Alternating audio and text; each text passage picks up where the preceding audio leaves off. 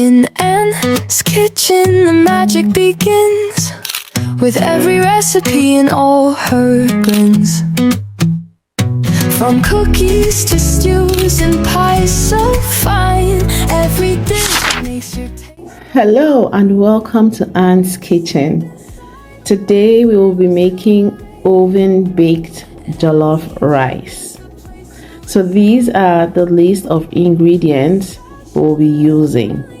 I have my bell peppers, fresh tomatoes, tomato paste, bay leaves, ginger, garlic, rosemary, Scotch bonnet pepper, and onions. I'll start by blending my fresh tomatoes.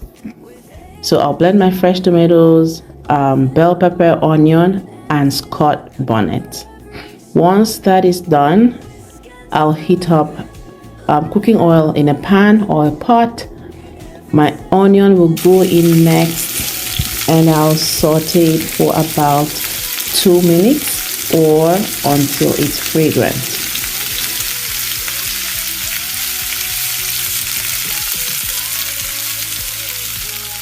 After this, the tomato paste will go in next.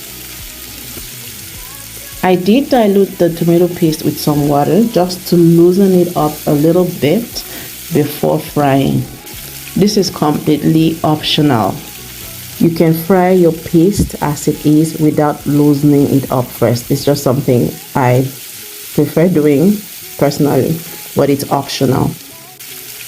So we're going to fry the tomato paste. The goal is to fry it until it completely separates and the tanginess from the tomatoes is no longer there.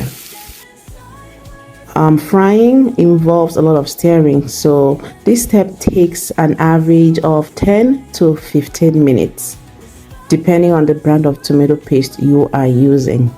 So for me, it took about 10 minutes until it was completely fried. So at this point where you see the tomatoes kind of separate, then you know it is ready. Now it's time to add the blended fresh tomatoes and the bell pepper blend.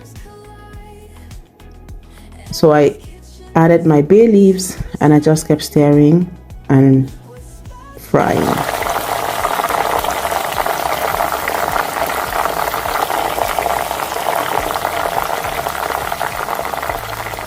Next, I'll be adding chicken stock.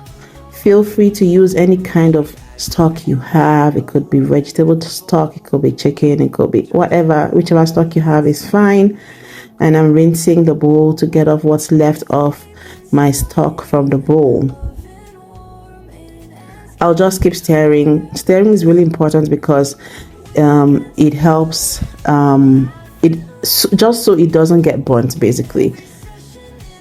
So be mindful of the splashes. It splashes a lot, so you don't want that getting on your skin because it's hot and you don't want to get burnt. So I'm adding water now to loosen up my pepper mix, and I'll just keep stirring until it is completely fried.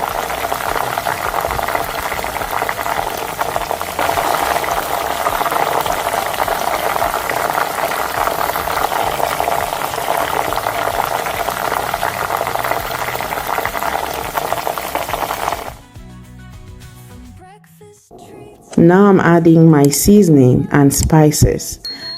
I used cayenne pepper, paprika, chicken stock seasoning, black peppers, bay leaf, all-purpose seasoning, thyme, and curry, and then you stir to combine. Feel free to use any of your favorite seasoning. Use whatever you have at home. That's totally fine as well, but these are the seasoning and spices that I used. You can also add ginger and garlic. It is optional if you're not a fan of ginger or garlic, but trust me, they help elevate your dish. And of course, ginger and garlic has lots of benefits to the body as well. So after adding my ginger and garlic, I let it fry for another 10 to 15 minutes, and then my jollof base is ready. So the base is a blend of all these peppers and tomatoes. That's what the jollof base basically is. So here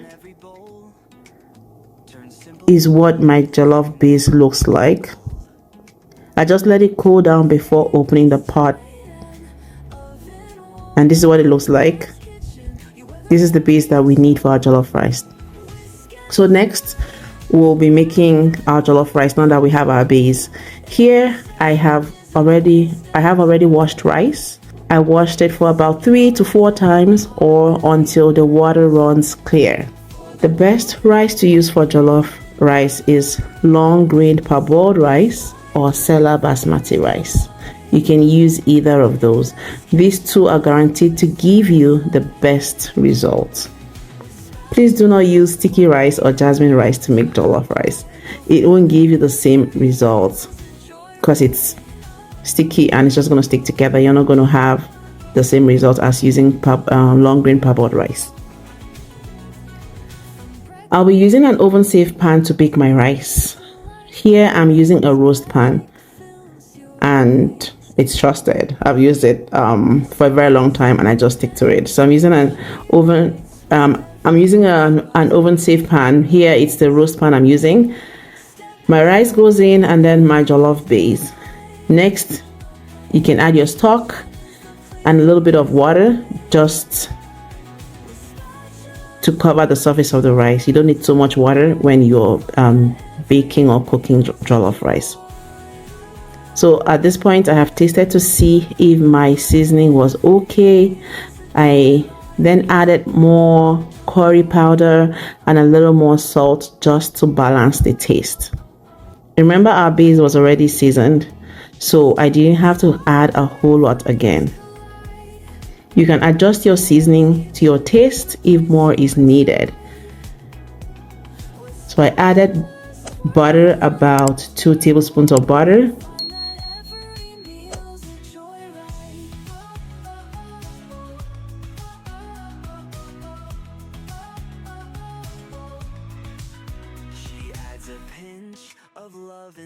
And then covered my pan with a foil, and then it goes in the oven. I let it bake for about 1 hour at 350 degrees Fahrenheit, which is the same as 177 degrees in Celsius. 1 hour later, my rice is out of the oven.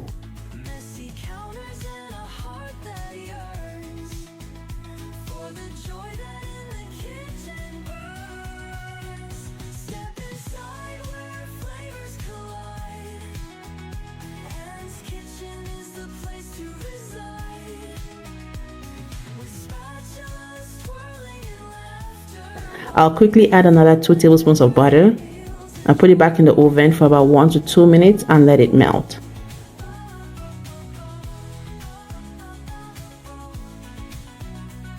From breakfast treats to dinner delights, and magic fills your days and nights. Recipes old and new she writes, with every taste buds reach new heights. Now 2 minutes later, my jollof rice is ready. Look at it looking so, as it should basically. I'm scooping so we can have these for supper. And here we are. Our oven-baked jollof rice is ready. I am serving with a side of coleslaw and chicken. Step inside where flavors collide. Anne's kitchen is the place to reside. And you can also serve with a side of fried plantains as well.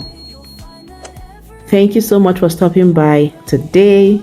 I appreciate all your support. Please let me know in the comment section if you'll be trying the oven baked style of making jollof rice. Please drop me a comment, a like, and also share this recipe with your friends and loved ones. Thank you so much, and see you in my next video. Bye.